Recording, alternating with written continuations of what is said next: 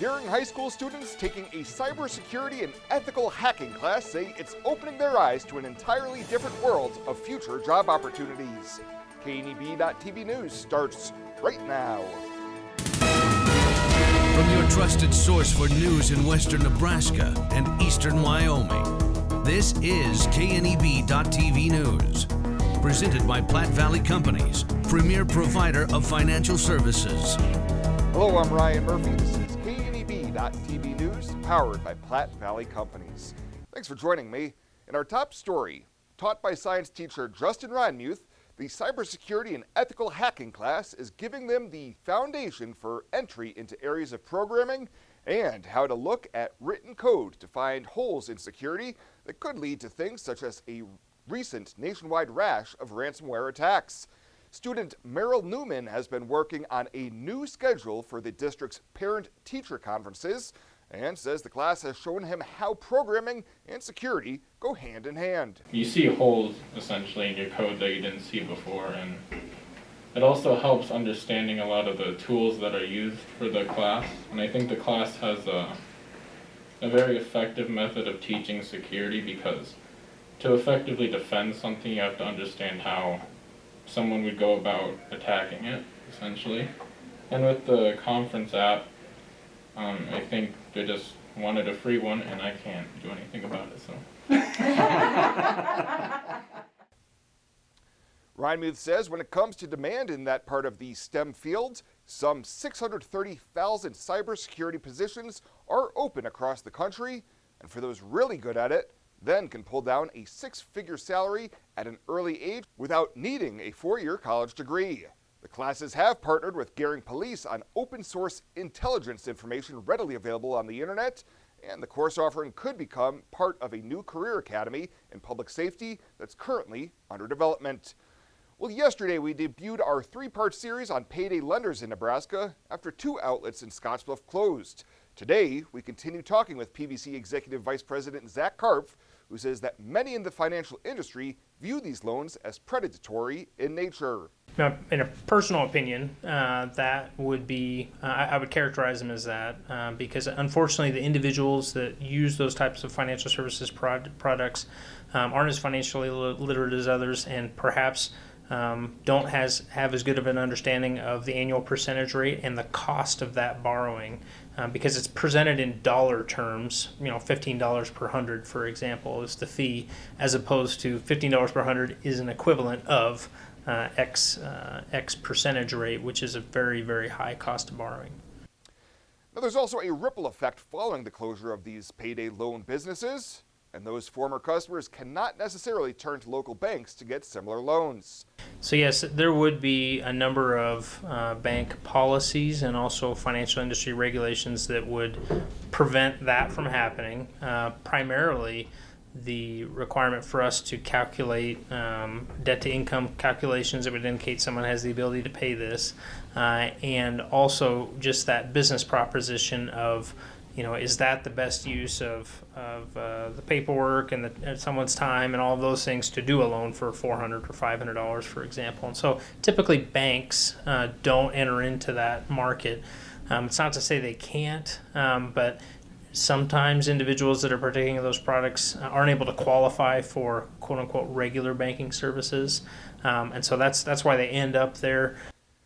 He says the true essence of those payday loans were to help people out who had short-term emergencies, and while most banks cannot help these individuals out, there are other resources available. For real emergencies, though, real cash emergencies, there are a number of programs. For example, one example is utility shutoffs. There are a number of government programs geared towards helping individuals that are about to have their utility shut off. And so true emergency situations, I believe there are alternative solutions for that. But for those small borrowing needs, really a lot of that would come from a different financial planning aspect, and making sure that individuals don't end up in those situations, because as you know, an ounce of prevention is worth a pound of cure, and making sure that someone's individual budget is set up in a way where each paycheck does have enough net amount available to pay whatever the expenses are for that 2-week or 3-week period. And coming up tomorrow, we wrap up this 3-part series and what people can do now that many of these payday lenders are no longer in business. Well, coming up after the break, Bill Boyer's in with your Thursday evening forecast. We'll have that right after this on KNEB.TV News. At Platte Valley Bank, we realize the way people want to bank in the future may be different than it has been. As comfort levels and desires vary by person, banking may be different for some, yet not for others. We offer the best of both worlds, a traditional banking experience with our friendly tellers and an online or mobile banking option with features that you can personalize and utilize anytime, anywhere you go. So you can bank how you want, when you want, and from where you want to. Platte Valley Bank. Scale Sales and Service is the one-stop shop for all your weighing needs. From laboratory calibration, packing houses, livestock, and truck sales. It's a full-service scale company from solutions to installation and 24/7 emergency service support. Scale Sales and Service is there for you because your business is their priority. Servicing 7 states with headquarters in Omaha. Scale Sales and Service, your partner for all your weighing needs. Find us today at 247scales.com. No matter what the groundhog says, you'll be mowing before you know it this spring. The best way to make sure you're ready for the first blades of grass is to take advantage of Sandberg Honda's Spring Tune-Up Special. From now until May 31st, schedule your lawnmower tune-up and receive free pickup and delivery in Scottsbluff and Gering. As a bonus, schedule service by March 10th and save with the Early Bird Special. Call Sandberg Honda at 436-2179 for details and to schedule your spring lawnmower tune-up today.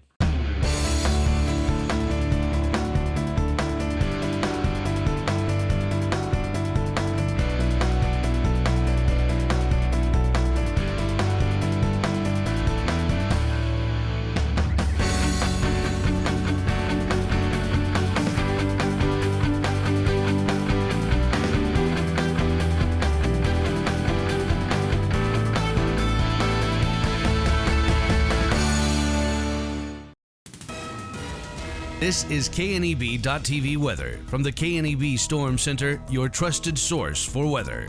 Well, we're going to be dealing with partly to mostly cloudy skies. That's really the only issue we're going to have overnight tonight is some clouds that are going to hang around into tomorrow, and temperatures a little milder. It's going to be quiet tonight and tomorrow. Winds are going to be down as well, light and variable winds the next 24 hours or so. Saturday, though, looks like it's going to be windy, and then all eyes are on next week. By the middle of the week, we're looking at snow and much colder, and we'll talk about some potential significant snowfall totals. Had some issues here with the weather computer updating some of these temperatures. Yesterday we hit 44 for a high, and we are missing the information there out of the rain gauge as well, but no changes to that 1700s for the month and year. 40 in Laramie, 38 in Denver and in Scottsbluff. It's colder, though, right here in the central and eastern portions of the state. Teens and low 20s there, 20 in Ogallala, 30 in Oshkosh. There isn't that much difference in distance there. 24 in Mullen and 38 in Alliance, 39 in Chadron. Winds are light, generally at 5 to 10 miles an hour. A few pockets a little gustier than that. We're dropping wind chills mostly in the 30s, with the exception of the teens and 20s where it's colder off to the east. Getting on the bus tomorrow with some overcast skies. We're going to see cloudy, 23 on the bus on the way home. Still mainly cloudy and 48, but mild temps on the way home. Unfortunately, though, we are going to be dealing with quite a bit of clouds. So we're going to start tonight with clear skies. We're going to increase clouds overnight tonight and partly to mostly cloudy skies. Quite a bit of fog here in central and eastern portions of Nebraska with that snow cover. And we're looking at low temperatures tonight, teens and low 20s for most of us. For tomorrow, we've got cloud cover to start the day that's going to hang around for most of the day. It's going to be an overcast, cloudy type day. Late tomorrow afternoon, after it starts to get dark, then we're going to see a brief break only to bring in a few more clouds and a very isolated chance at a shower. We don't see much, though, coming from that along that storm system as the winds start to pick up Saturday. Low 50s and 40s tomorrow for highs here across most of the region. Nothing coming in the rain or snowfall forecast over the next 36 hours. But let's look real quick as we extend further out. This is for the Wednesday, Thursday time frame of next week.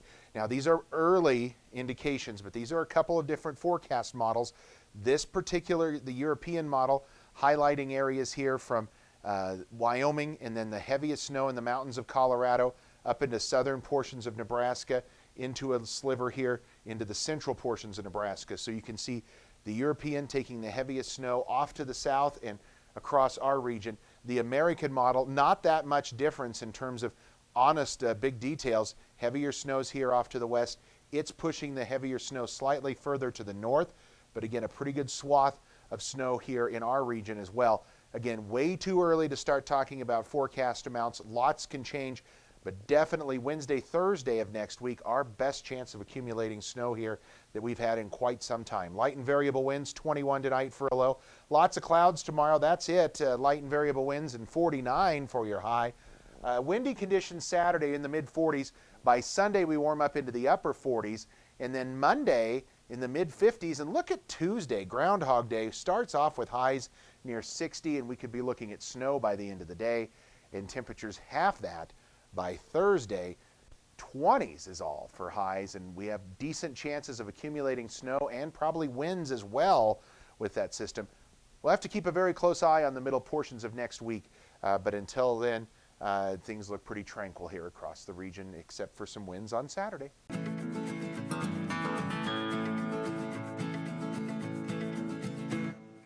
Highlights from the up-and-coming Arrow Crown Angus video sale on DV Auctions, 6 o'clock p.m. Friday, February 9th. Head on over to dvauction.com to view the over 30 lots to be offered for sale. Any questions? Give Brian Rice a call at 308-641-2600.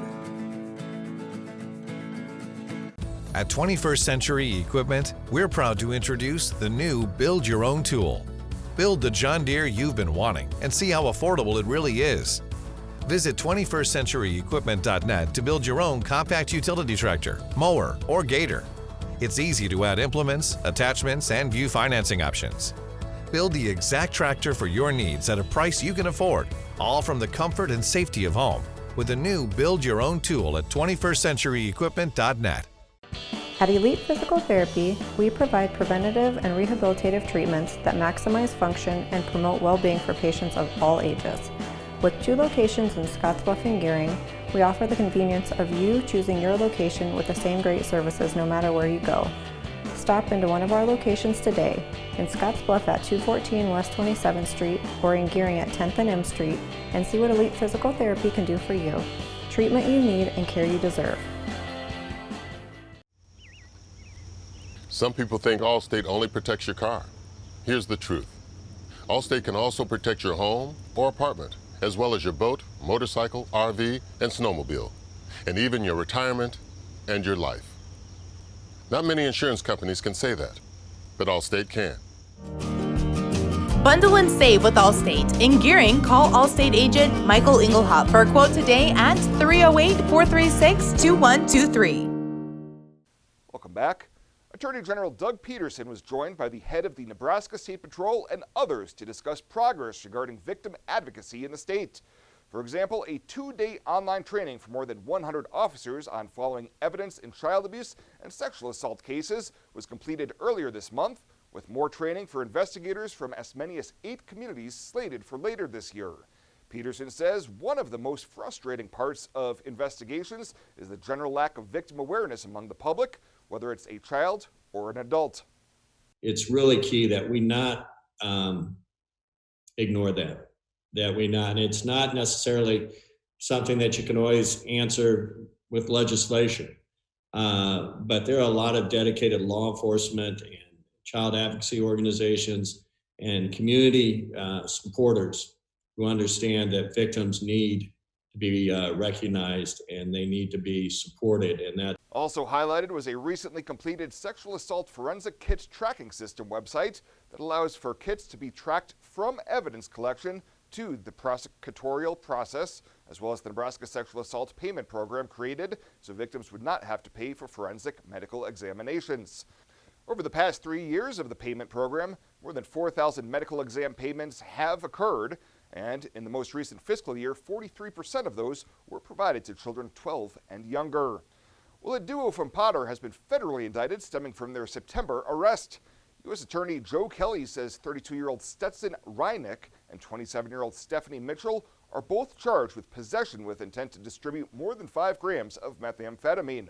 Additionally, Reinick is also facing a charge of felon in possession of a firearm. Both are facing up to 40 years in prison on the meth charge, and Reinick could face up to 10 additional years on the firearm charge. And highway safety advocates are urging Nebraska lawmakers to tighten state seatbelt requirements that are among the loosest in the nation, something that would change under a measure introduced by Omaha State Senator Robert Hickelman.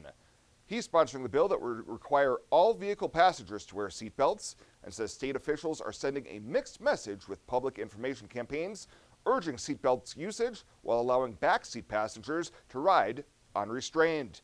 The National Conference of State Legislatures says Nebraska is one of 9 states that only requires seatbelts for front seat passengers. Violations are also considered a secondary offense, meaning police cannot cite someone for not wearing a seatbelt unless they are stopped for some other reason. Well, straight ahead, Chris Cottrell in with the latest from the FNBO TV Sports Desk. Love that right after this on KNEB.TV News. Orthopedics is key to managing and treating bone and joint pain, which most of us experience in our lifetime. Morrill County Community Hospital and their clinics are here to help. Mikhail Taylor, MD, is now welcoming new patients from hand surgery, sports medicine, and fractures and injuries. Mikhail Taylor is specialized in upper and lower extremities, and with her expertise, you're assured the highest quality health care service possible. Our dedicated team is committed to you and our community every time. At Morrill County Community Hospital, Bridgeport, Nebraska, exceptional care right here at home. Many people count on space heaters and electric blankets to help stay warm in the winter. Here are a few safety tips. Space heaters need space all around them. Only buy space heaters that are tested and labeled by a national recognized facility. Before using a space heater or electric blanket, inspect the cord for cracks or warm spots. Finally, turn off electric blankets when not in use. Space heaters and electric blankets can provide needed comfort or can be deadly if not used with care.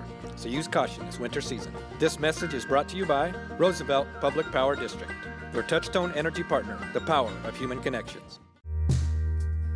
For more than 162 years, FNBO has been with you where you are. A bank committed to helping you earn more and save more, so you can do more, both big and small. It's what you can expect from the great big small bank. Now, sports from the FNBO Sports Desk. FNBO, the great big small bank.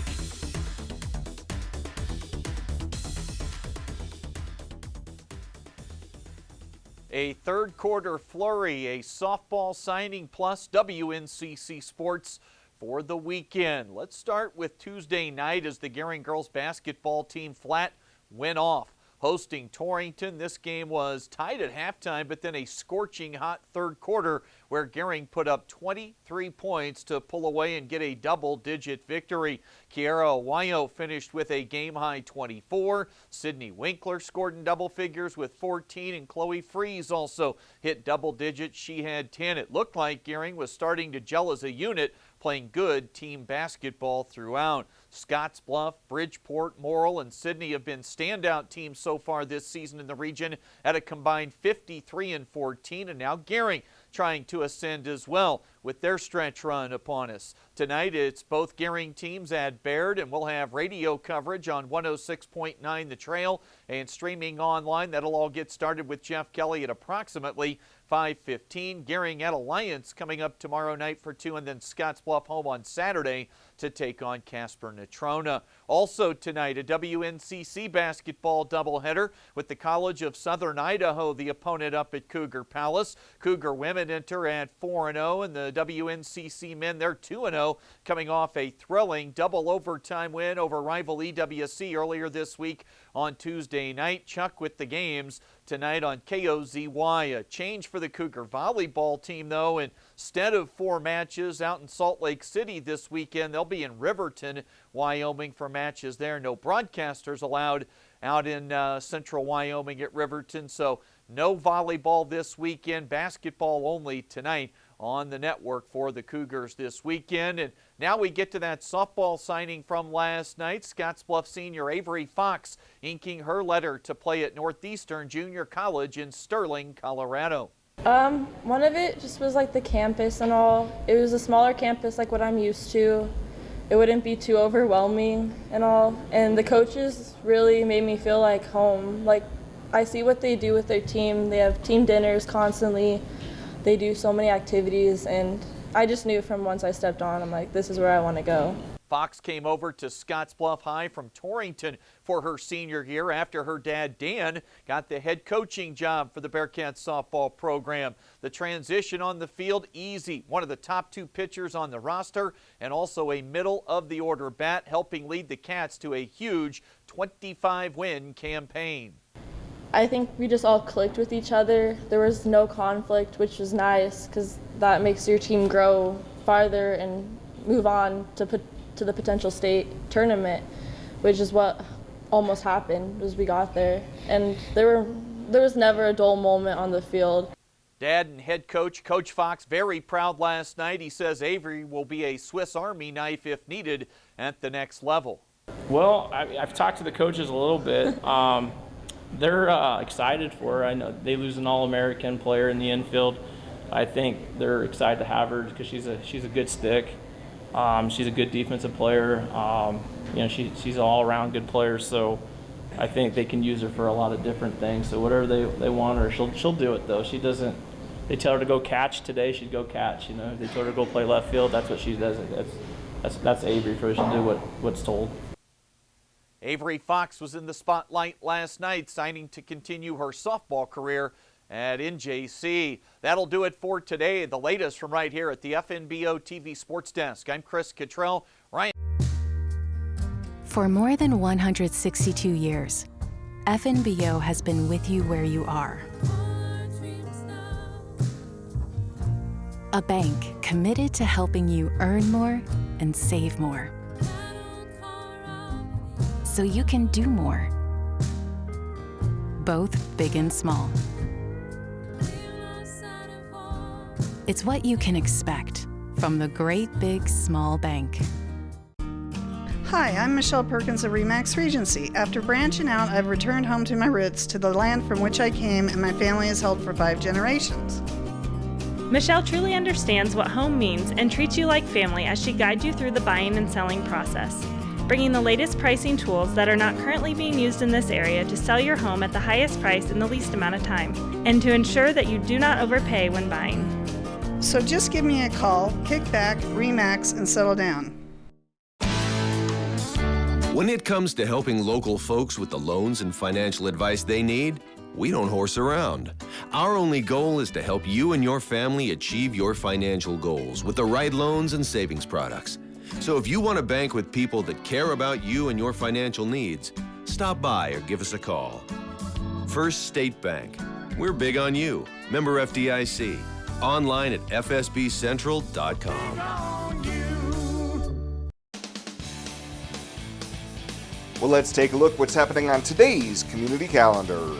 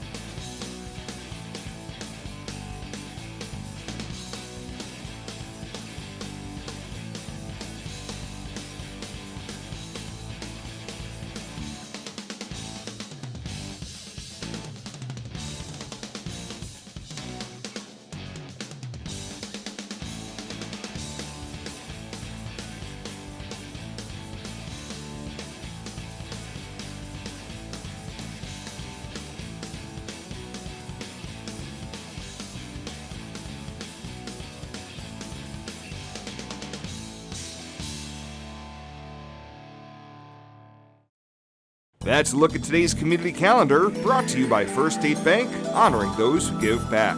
Nominate your community champion at fsbcentral.com.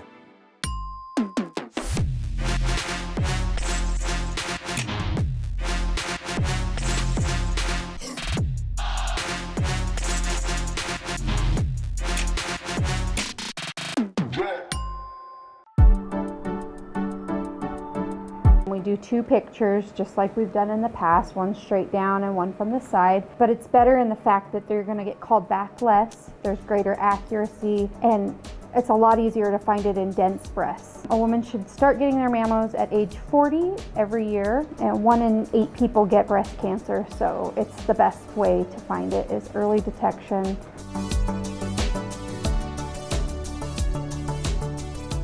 At Platte Valley Investment Center, we believe in personalized planning for your financial goals. As your retirement income partners, our concern for your success combined with resources from Raymond James can help you make confident decisions for your financial future. Our team of financial advisors will help you make your money work just as hard as you did to earn it. After all, our goal is to help you reach your financial goals. Call me, Jody Rosiska, or Kevin Fig, Financial Advisors, to set up your free, no obligation pre-retirement review.